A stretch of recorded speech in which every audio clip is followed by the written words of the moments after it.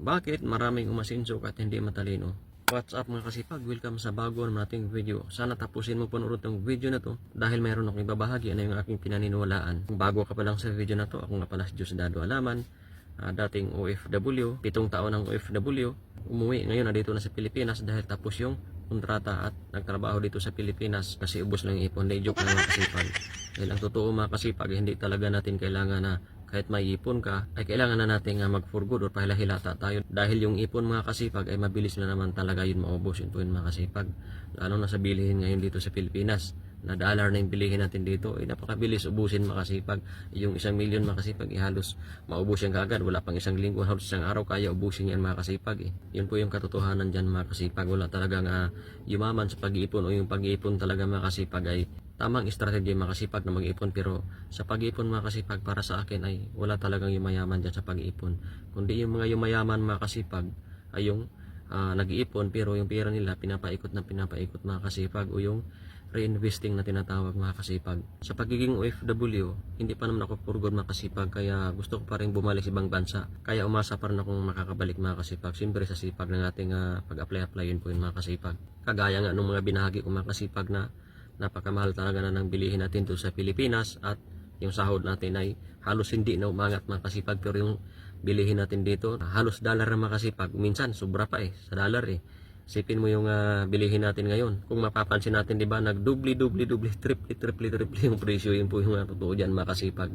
Para sa akin, makasipag, ang problema dyan, makasipag, sa nakikita ko ay yung dapat talaga dito, makasipag, tayo ang magdinegosyo, makasipag. Pero karamihan ngayon, makasipag, yung mga produkto ay galing ibang bansa, ipapasok dito sa Pilipinas, binibili natin, yun po yung makasipag. Halimbawa na lang yung China, yung mga produkto nila, napakaraming produkto nila, pinasok dito sa Pilipinas, binibili natin, nininegosyo tayo, yun po yung makasipag. Kaya para sa akin makasipag, apektado tayo sa hindi sa sistema ng ating bansa makasipag, kundi sa sistema ng ating mga leader o namumuno ng ating bansa makasipag. Para sa akin makasipag, kahit ikaw ay maliit na negosyante o malaking negosyante, kung hindi ka nakadikit dyan makasipag sa gobyerno o politiko makasipag, ay hindi ka mabibigyan ng project, yun po yun makasipag. Kaya para sa akin makasipag, dapat yung mga gobyerno o yung mga politiko ibaguhin nila yung sistema nila.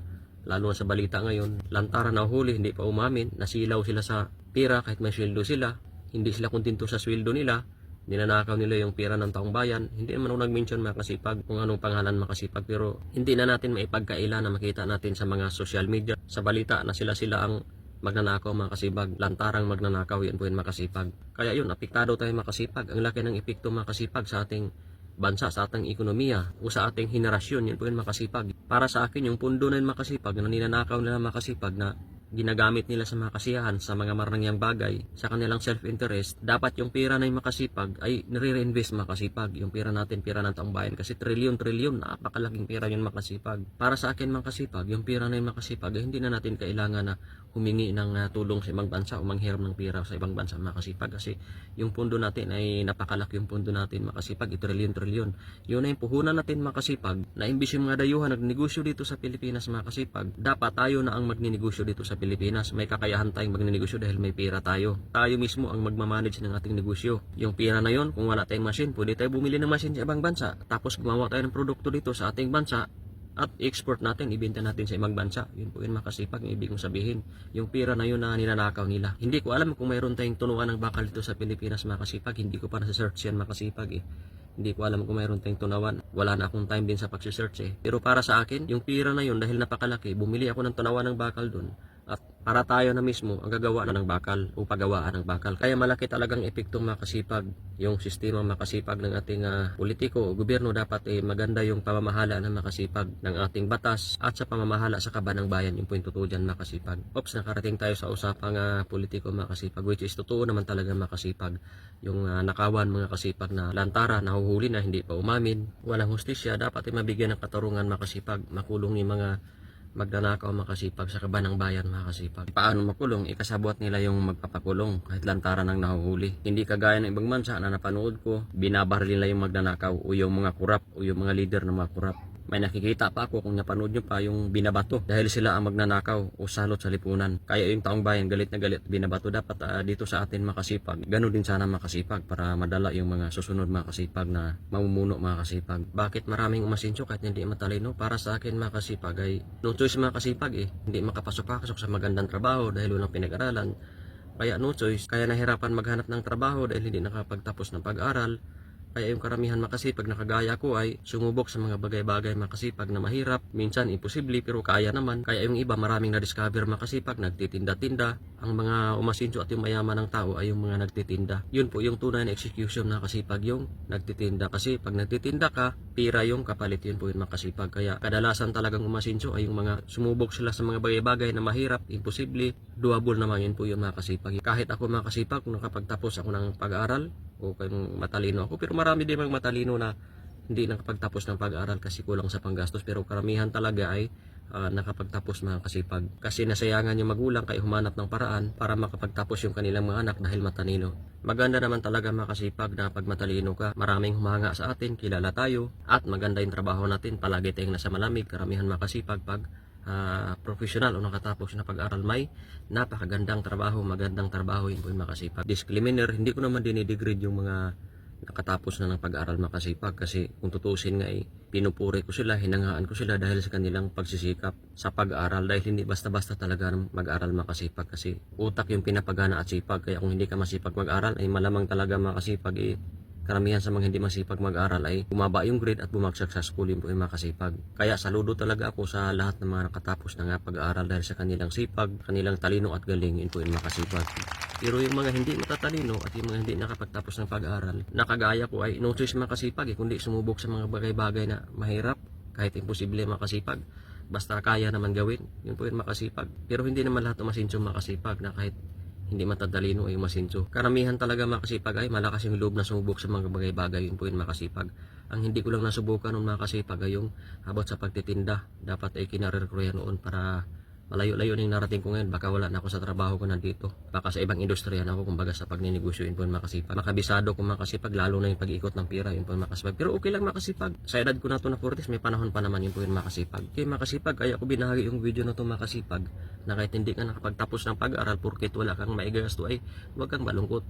Huwag ka manghinayang. Huwag mong sisihin yung sarili mo. Huwag mo rin sisihin pati yung magulang mo dahil paraan niya ng Panginoon para sumubok ka sa mga bagay-bagay makasipag na karamihan ng masinso makasipag ay yung hindi nakapagtapos ng pag-aral o yung hindi matatalino dahil sumubok sa mga bagay-bagay makasipag na mahirap o lalo na yung pagtitinda makasipag na mahirap na hiya, yun po yung makasipag. Pero pag nasanay tayo makasipag sa pagtitinda, isa pala yung tunay na execution makasipag o tunay na negosyo yung pagtitinda, yun po yung makasipag. Kaya karamihang umasinso magtaka ka ay yung mga negosyante, malakas ang loob nila, lumabas sila sa kanilang comfort zone, sumubok sila na mag-try and error, kaya katagalan umasinso sila, yun po yung mga kasipag. Pero kung may panggastos ka sa pag-aaral, huwag mong sayangin ang panahon, mag-aral ka.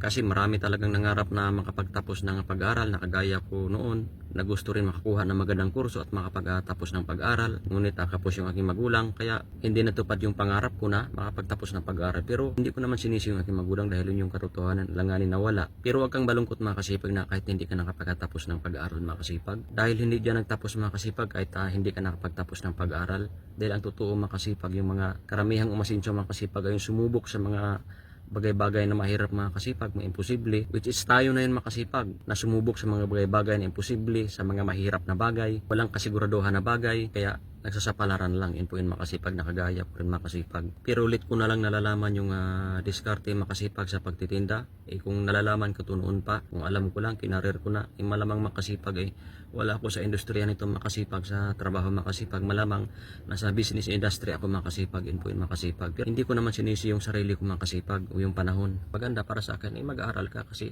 napakaganda rin na nakapagtapos ka ng pag-aaral tapos sabay ng parang negosyo, yun po yun makasipag dahil matalino ka. Yun nga lang makasipag, may maganda ka ng pwesto, may maganda ka ng opisina, naka-aircon ka, okay yung sahod mo, kaya maging okay ka, nasa comfort zone ka ngayon. Yung iba naghihirap, gumagapang, sumubok sa mga bagay na try and error kahit imposible o kaya nagtitinda, yun po yung karamihan, kaya umasinso sila, yun po yung makasipag. Yun po yung pinaniniwalaan ko makasipag. Okay makasipag, samahan nyo po ako sa aking video makasipag. Huwag ka mag-alala makasipag kahit hindi ka matalino, hindi ka nakapagtapos ng pag-aral dahil nasa pagsubok, nasa pag-try and error, nasa mahirap na bagay makasipag yung pag-asinso ng isang tao na matutunan natin Nawala sa libro yun mga kasipag. Nasa execution yun. O kaya kung bata-bata ka pa ngayon na walang panggasto, subukan mo na magtinda. Kapalit ng pera, masasanay ka nun at hanap-hanapin mo yun, masasanay ka, mamamaster mo.